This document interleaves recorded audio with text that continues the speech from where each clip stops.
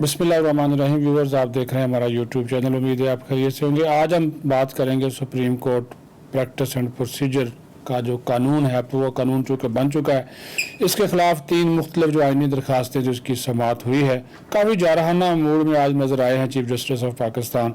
और उन्होंने कहा जी हमने हर हाल में जो अदलिया की आज़ादी है इसका तहफ़्फ़ुज़ करना ये रियासत का तीसरा सतून है और जमहूरी आइन के अहम खदोखाल में से है।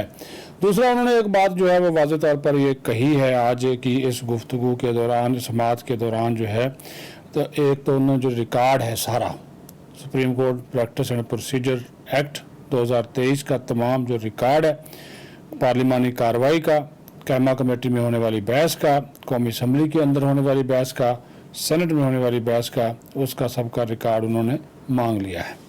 और फिर 8 जो मई तक जो समाअत है उसको मुलतवी किया गया है।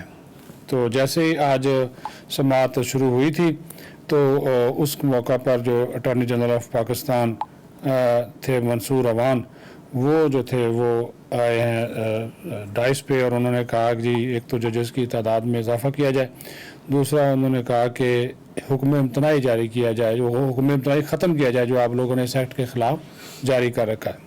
दोनों दरख्वास्तें मुस्तरद कर दी गई चीफ जस्टिस की जानिब से। जिस तरह मैंने आपको बताया कि ये जो 8 रुकनी बेंच है चीफ जस्टिस ऑफ पाकिस्तान की सरबराही में जो है वो कर रहा है, समाअत कर रहा है। एक और की गई थी आज दरख्वास्त के जस्टिस मुज़ाहर अली अकबर नकवी जो है उनको बेंच से हटाया जाए, तो वो भी दरख्वास्त मुस्तरद जो है वो कर दी गई।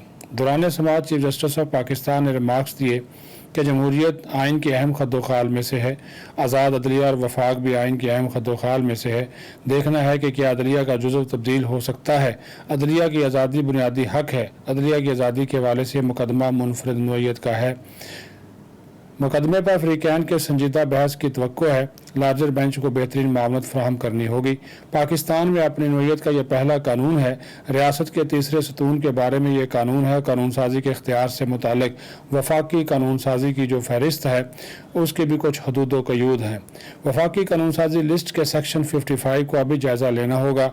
ये हकीकत तब्दील नहीं हो सकती कि आज़ाद अदलिया आइन का बुनियादी जुज़व है। इल्ज़ाम है कि मुल्क की तारीख में पहली मरतबा आइन के बुनियादी जुज़व की कानून साजी के ज़रिए खिलाफ वर्जी की गई।